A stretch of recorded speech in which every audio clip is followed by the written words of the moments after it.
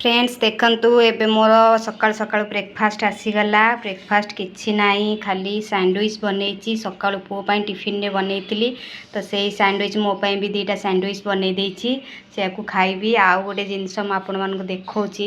ए देखंतु काली जाइतिली आम घर तळे गोटे दुकान अछि, सेठो खीर आनिबा के जाइतिली। सेठी देखली छोट छोट पैकेट मिक्सचर मिलुतिला।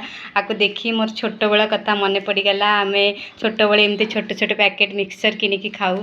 तो मुझे नहीं आसिली किनिकी नहीं आसी।